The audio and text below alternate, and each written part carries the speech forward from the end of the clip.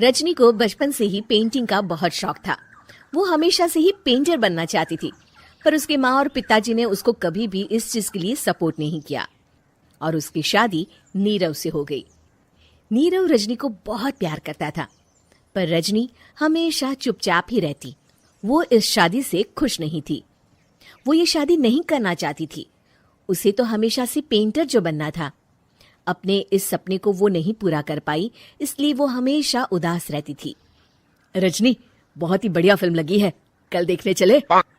नहीं जी, कल मुझे बहुत काम है, मैं नहीं जा पाऊंगी। अच्छा तो कोई बात नहीं, संडे को चलते हैं। देखिए, मुझे फिल्म देखना पसंद नहीं है, आपको जाना है तो चले जाइए। नीरव को मना करके रजनी वहां से चली जाती है और अपने बैग को खोलकर उसमें बंद पड़े ब्रश और कलर्स को देखकर रोने लगती है। रजनी, चलो ना कहीं बाहर खाने चलते हैं, कुछ तुम्हारी पसंद का। जी मुझे नहीं जाना, मेरी तबीयत ठीक नहीं है। रजनी वहां से चली जाती है। नीरव को समझ नहीं आता कि रजनी उससे इतना दूर क्यों रहती है। वो जब भी उसके साथ वक्त बिताना चाहता है, रजनी कोई ना कोई बहाना बना देती है। एक दिन घर पर कोई नहीं था। रजनी घर का सारा काम जल्दी से खत्म कर लेती है। घर पर अकेले होने के कारण वो सोचती है कि वो आज पेंटिंग करेगी। वो अपने कमरे में जाकर पेंट ब्रशेस और कलर्स निकालकर जैसे ही कलर मिक्स कर रही होती है कि दरवाजे पर बेल बज जाती है। अब कौन आ गया इस वक्त? इतनी मुश्किल से तो मुझे पेंट करने का मौका मिला है। रजनी दरवाजा खोलती है तो उसकी सास अपनी सहेलियों के साथ खड़ी होती है और सब घर के अंदर आ जाते हैं। अरे बहू, सबको शरबत बनाकर पिला दे, बाहर तो बड़ी गर्मी है। उफ। जी। रजनी पेंट ना कर पाने से उदास हो जाती है। उसे गुस्सा भी आ रहा होता है कि उसने इस शादी के लिए हाँ क्यों कह दी।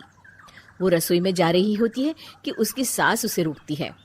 बहू, सबके खाने का भी इंतजाम कर लेना, आज का लंच तो ये सब यहीं करेगी। हाँ। रजनी बिना कुछ कहे रसोई में चली जाती है। सबके लिए खाना बनाती है।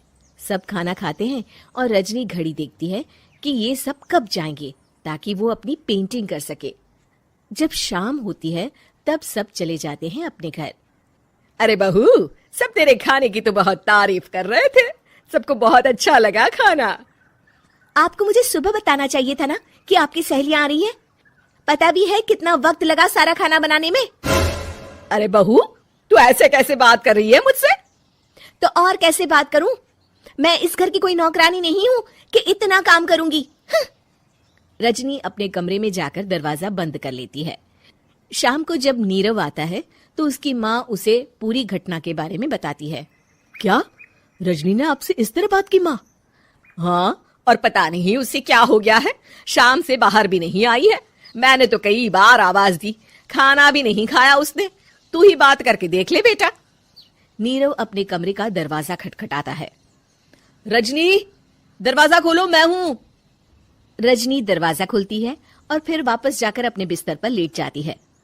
रजनी, माँ से बात करने का ये क्या तरीका है? मैंने कोई गलत बात नहीं की है। अरे तुम क्यों ऐसे बर्ताव कर रही हो सबके साथ? क्या तुम इस शादी से खुश नहीं हो? रजनी कुछ नहीं बोलती। अरे बताओ मुझे रजनी, क्या ये शादी तुम्हारी मर्जी के खिलाफ हुई है? हाँ, मैं ये शादी कभी नहीं करना चाहती थी। तुमसे क्या, मैं किसी से भी शादी नहीं करना चाहती थी। रजनी रोने लगती है।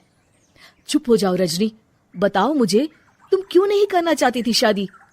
रजनी बेड के नीचे से अपने पेंटिंग्स, कलर्स, ब्रश, पेपर्स निकालती है। इतने में उसकी सास भी कमरे में आ जाती है। ये देख रहे हो, ये थे मेरे सपने। मैं पेंटर बनना चाहती थी, पर माँ पापा ने कभी सपोर्ट नहीं किया और मेरी शादी करवा दी।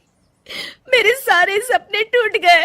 हर वक्त बस गुस्सा आता रहता है मुझे। मैं जानती हूँ कि आप लोगों की इसमें कोई गलती नहीं है, पर मैं क्या करूं, मुझे समझ में नहीं आता।